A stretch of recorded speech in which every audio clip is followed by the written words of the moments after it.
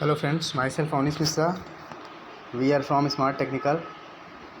इस चैनल में आपको हम स्मार्ट टेक्निकल चैनल में आपको सारी टेक्निकल चीज़ें बताएंगे। जैसे आपका कंप्यूटर का एप्लीकेशंस हो गया, उसके कंप्यूटर के हर एक अलग अलग कंपोनेंट्स के बारे में, उनके एप्लीकेशन प्रोग्राम्स के बारे में, और कुछ टेक्निकल एप्लीकेशंस जिनको हम लोग रेगुलर अपने यूज़ में लेते हैं, तो उन सब एप्लीकेशंस के बारे में भी डिटेल बताया जाएगा। कि जैसे नए यूज़र होते हैं, वो नया कंप्यूटर ले लेते हैं या नया फ़ोन लेते हैं, फिर नए नए एप्लीकेशन इंस्टॉल करते हैं, तो उनको उनके सारे प्रोसेस के बारे में डिटेल पता नहीं होता। तो हम एक एक करके ये सारे वीडियो उस पर डालते जाएंगे ताकि आपको हेल्प हो। और कुछ फ्रेंड लोगों ने सजेस्ट भी किया है कि कुछ ज़रूरी एप्लीकेशन जिनको हम लोग डेली रूटीन में ट्रांजेक्शन के तौर पे यूज़ करते हैं, चाहे वो आपका फ़ोन का बिल पेमेंट हुआ या बैंक के ट्रांजेक्शन्स वगैरह हुए, तो उसी के अंतर्गत हम आज आपको फ़ोन पे एप्लीकेशंस बताएंगे, जिसके अंतर्गत ये सारी चीज़ें आपको डिटेल कराई जाएंगी। तो फ़ोन पे एप्लीकेशंस के लिए सबसे पहले आपके फ़ोन पे एप्लीकेशन है तो ठीक है, नहीं है तो हम अपना प्ले स्टोर में जाके फ़ोन पे एप्लीकेशन डाउनलोड कर सकते हैं। वहाँ से डाउनलोड करने के बाद जनरल फैसिलिटी में हर एक जनरल आदमी को पता है जो अपना एंड्रॉयड फ़ोन या ऐसे कंप्यूटर वगैरह रखा हुआ है, कि हम एक प्रोग्राम को एप्लीकेशंस को लोड करते हैं तो उसके जनरल 4-5 ऑप्शंस होते हैं, 4-5 स्टेप होते हैं जिनके थ्रू हम उसको डाउनलोड करते हैं, उनको अलाउ करते हैं। वो सारी चीज़ें लेके हम कंप्लीट फॉलोअप हो जाते हैं। तो फिर ये जब कंप्लीट लोड हो जाता है तो फिर आपके कंप्यूटर में या आपके मोबाइल स्क्रीन पे फ़ोन पे का आइकॉन दिखाई देता है। तो फ़ोन पे आइकॉन हम लोग टच करेंगे, आपका आइकॉन खुलेगा। अगर आपने अपने फ़ोन में एप्लीकेशन सिक्योरिटी लगाया हुआ है तो पासवर्ड भी मांगेगा, अगर नहीं लगाया तो वैसे कोई पासवर्ड नहीं मांगता। तो जैसे कि इसमें पासवर्ड है वो हमने डाल दिया। इसके बाद ये आपका फ़ोन पे का मेन स्क्रीन खुल गया। मेन स्क्रीन खुलने के बाद अगर आपने किसी एप्लीकेशन को लंबे टाइम से यूज़ करते हो तो बराबर उसको अपडेट करने का या डाउनलोड करने का ऑप्शन आता है। तो आप उसके लिए अगर आपको डाउनलोड अपडेट करना है तो डाउनलोड पे जाएंगे, और अगर नहीं करना है तो आप लेटर पे जाके इसको ड्रॉप करेंगे। इसके बाद है इनके ऑप्शंस के ऊपर। तो सबसे पहला ऑप्शन है कॉन्टैक्ट ऑप्शन। कॉन्टैक्ट ऑप्शन में क्या होता है कि आपके मोबाइल में जितने भी आपके फ़ोन मेमोरी में सेव कॉन्टैक्ट्स हैं, उन कॉन्टैक्ट्स में जो जो फ़ोन पे यूज़र्स हैं उनके कॉन्टैक्ट्स आपके मोबाइल कॉन्टैक्ट्स में दिखाएगा, टू कॉन्टैक्ट में जाने पे। और इन कॉन्टैक्ट्स के ऊपर, इन यूज़रों के ऊपर आप डायरेक्ट जाके पेमेंट कर सकते हैं। तो उस कॉन्टैक्ट्स में जाएंगे, फिर आपको पेमेंट करना तो उस पेमेंट में जाएंगे, और फिर वहाँ पे एज ए चैट भी आप कर सकते हैं और डिपॉज़िट भी कर सकते हैं। तो अगर आपको कुछ कहना हो तो यहाँ लिखेंगे, और अगर आपको पेमेंट करना हो तो आप सीधे पेमेंट करेंगे पेमेंट पे जाके। इसमें दोनों ऑप्शन आता है। इसके थ्रू हम कॉन्टैक्ट में जाके चैट भी कर सकते हैं और पेमेंट भी कर सकते हैं। अगर आपको पेमेंट करना है तो पेमेंट के लिए आप पेमेंट ऑप्शंस में जाएंगे और पेमेंट करेंगे। ठीक है, जैसे कि मैंने ₹1 भेजा हुआ है तो उसका डिटेल दिखा रहा है, और आपको अगर भेजना है तो नेक्स्ट आगे आपको हम बता रहे हैं। टू अकाउंट में किसी भी यूज़र्स का अकाउंट, जैसे हमारे जो फ्रेंड वगैरह हैं, जो हमारे सर्किल में हैं, जिनका हम लोग डेली जिनके टचअप में रहते हैं, उनको ट्रांजेक्शन्स या किसी भी तरह का हेल्प डेबिट क्रेडिट करते हैं हम लोग, तो हम लोग उनका एक जनरल अकाउंट क्रिएट कर लेते हैं। उनका सारा डिटेल अपने फ़ोन में रखते हैं। हम किसी भी बैंक से जो हमारा ट्रांजेक्शन उनको करना होता है, या हम लोग बराबर डिपॉजिट और विड्रॉल करते हैं, जो भी होता है डेबिट क्रेडिट करने के लिए, उनका यूज़र्स डिटेल पूरा क्रिएट करते हैं। तो हम किसी भी एक यूज़र पे जाते हैं, आप देख सकते हैं कि उनको यहाँ से पेमेंट भेज सकते हैं। तो जो हमारे सारे यूज़र कॉन्टैक्ट में दिख रहे थे, उन कॉन्टैक्ट की डिटेल को यहाँ पे फुल्ली डिटेल फीड करके हम इन्हें रेगुलर कर सकते हैं पेमेंट के लिए। तो अब जैसे मान के चलिए कि ये यूज़र हैं, इनको हमको पेमेंट भेजना है। पेमेंट हमको किस बिहाफ़ पे भेजना है, उसका कोई अगर रीज़न हो तो वो रीज़न हम डाल सकते हैं यहाँ पे। पर्सनल है, फ्रेंडशिप में है, बुक्स के लिए है, फ़ीस के लिए है, तो उस तरह का कोई भी ऑप्शन हम लोग दे देते हैं। ये लेंगे, इसके बाद यहाँ से अपना जो भी फेचिंग किया हुआ आपका अकाउंट है, बैंक अकाउंट है, आप वहाँ से पेमेंट कर सकते हैं। यहाँ से यूज़ लेंगे, जैसे ही इसको डन करेंगे, यहाँ से कंफर्म करेंगे तो आपका जो भी यूपीआई आईडी पासवर्ड वगैरह है वो डिटेल मांगेगा, आप यहाँ से वो देंगे और कंफर्म होने के बाद वहाँ पे सेंड हो जाएगा।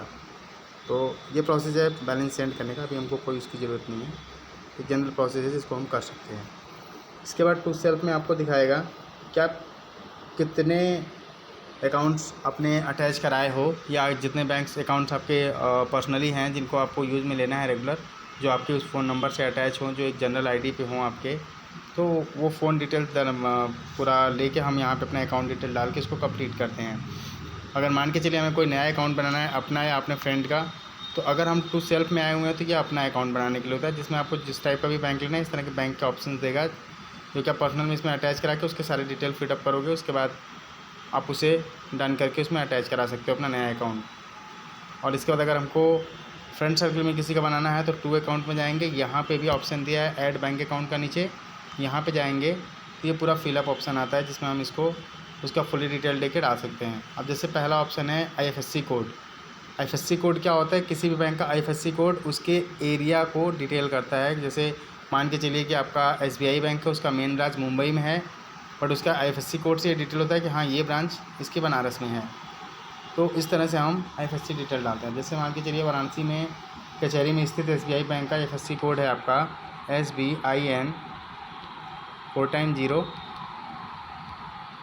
and 201, ये इसका IFSC कोड है। देखिए आपको दिखा भी रहा है state bank of India Varanasi. फिर हम यहाँ पे अकाउंट नंबर डालते हैं। अब जैसे मान के चलिए कोई एक जनरल अकाउंट ले लेते हैं,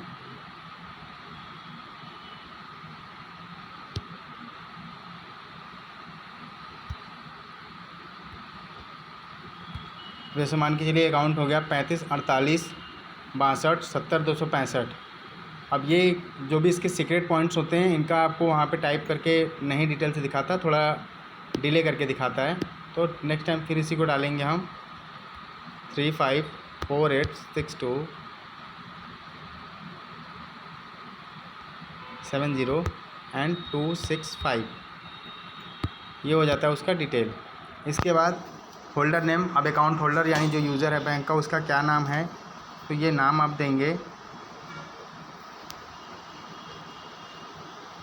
अब जैसे ये नाम हो गया इसका,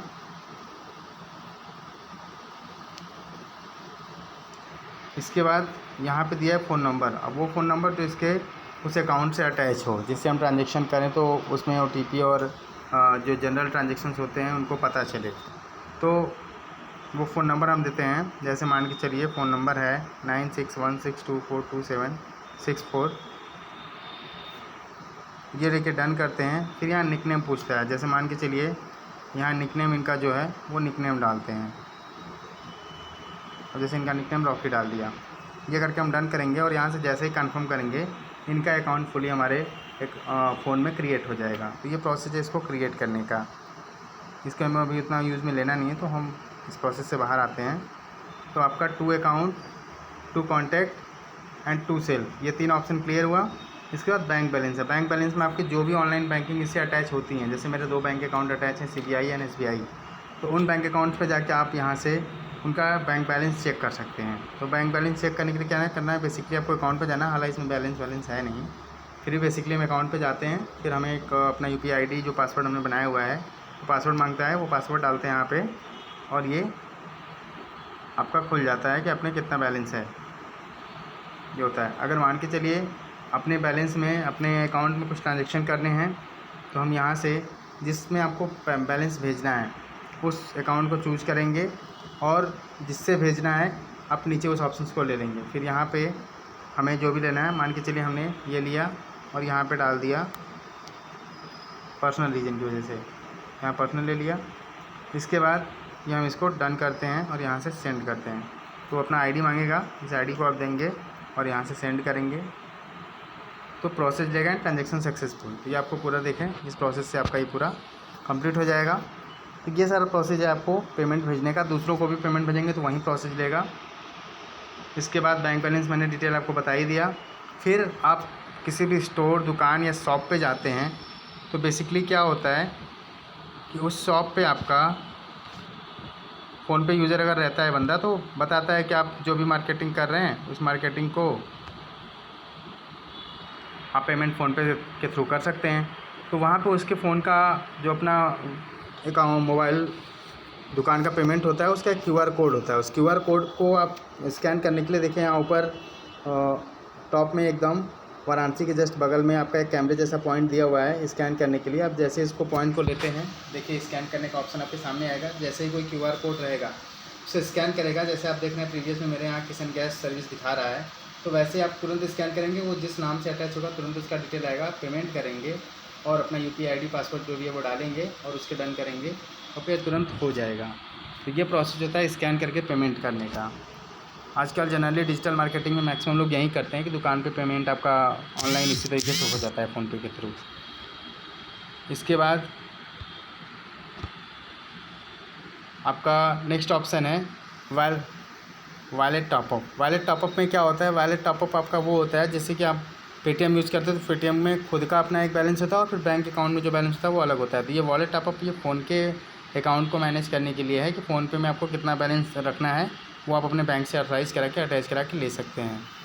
तो ये वॉलेट टॉपअप होता है। सेकेंड ऑप्शन है आपका सुपर फंड्स। ये फंड्स बेसिकली आपको कहीं इन्वेस्टमेंट के लिए होता है, तो उस तरह का इन्वेस्टमेंट प्लान हम करते हैं और उस तरह के ऑप्शंस को डिटेल में लेने के लिए उसका बेसिकली मैक्सिमम लोग यूज़ नहीं करते सुपर फंड का। फिर आपका फ़ोनपे एटीएम है। फ़ोनपे एटीएम क्या होता है, आपके नज़दीकी एरिया में जितने भी फ़ोनपे यूज़र हैं, चाहे वो दुकानदार हो, चाहे वो ग्रोसरी वाला हो, चाहे वो दुकान फोटो स्टेट वाला हो, बेसिकली क्या होता है कुछ लोग ये भी सर्विस रखते हैं कि आप गुड्स उनके यहाँ से लेके आप उनको चाहो तो पेमेंट फ़ोनपे से कर लो। कुछ लोग ये सर्विस रखते हैं कि आप डायरेक्ट फ़ोनपे से उनके अकाउंट में पैसे ट्रांसफ़र करो, आपको कैश विड्रॉल करके दे देंगे। तो ये ऐसे सिस्टम्स आपके फ़ोनपे एटीएम के अंतर्गत आ जाएंगे जिनमें आप अपना basically transfer and debit credit system कर सकते हैं। आप यहाँ पे देख सकते हैं, यहाँ मैप के थ्रू भी दिखा रहा है, प्लस यहाँ डिटेल के थ्रू दिखा रहा है बाबा फ़ोटो शॉप, मोमो कॉर्नर और ये सब तमाम जो आपके आसपास के एरिया में हैं जिस रेंज में। अब ये रेंज भी आपको दिखा रहा है 2 किलोमीटर 1.9 km ऐसे करके जितने भी दिखा रहा है आपका 22 मीटर 45 मीटर जो भी हैं। तो आप इस तरीके से इनका यूज़ कर सकते हैं अपने हिसाब से, इन्हें लेंगे इनसे पेमेंट कर सकते हैं और वो ये पेमेंट आपका फ़ेस टू फेस होगा ताकि आप उनके सामने जाके ट्रांजेक्शन कर सकें।